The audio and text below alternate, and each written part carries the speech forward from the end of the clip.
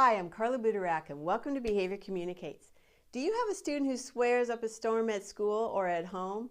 It's a challenge having these kids in a school environment or out in public when they act this way. The dilemma is how to help these students yet keep this verbal assault away from others. We had a student last year whom I thought of as my little sailor because she swore like one. She was only a fourth grader, but she could put some combinations together that would make your jaw drop.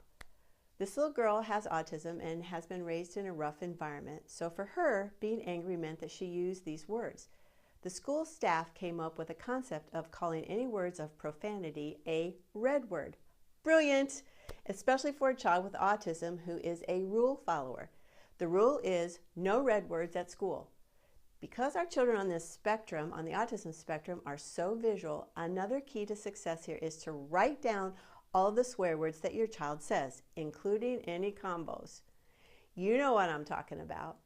Now for me, I find it very hard to actually put some of this language down on paper and in front of a child.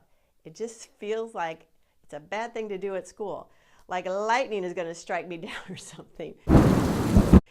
I've had to get over this, and so do you, because the child needs to see this list.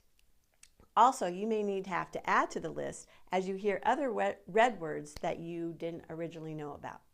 Remember, for a child with autism, no new learning occurs without reinforcers, so use your reinforcers with this. Also, you may have to write a list or a script helping your student to know what would be an acceptable way to express anger or frustration. For example, here's an example of a short script that I've written. This student was would become very upset when someone would touch or take his things. So I wrote this script for Sam and his friend. So Sam would say, "Please don't touch my things." And the friend said, I want that. So Sam would say, "If you touch my things, I will report you to Mrs. Smith."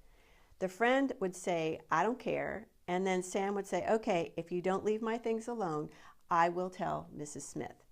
So I role-played playing the friend, and Sam role-played playing himself, and we came up with a better way for him to express his anger over someone touching his things.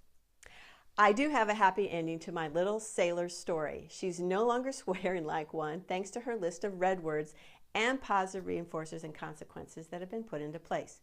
For example, when they first started using red words with her, if this little girl could go for one 45-minute period without using a red word and using her other communication skills, she earned time on the computer.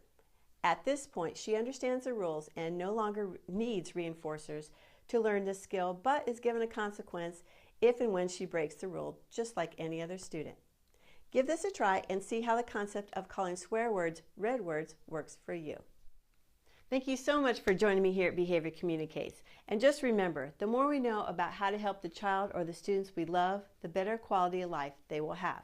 If you like this video, leave a comment below and share it with a friend, a coworker, a parent that you know.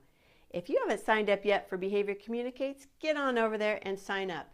You'll get my weekly blog and video and other resources and information that I only share with my subscribers. Take care, and I'll see you next time.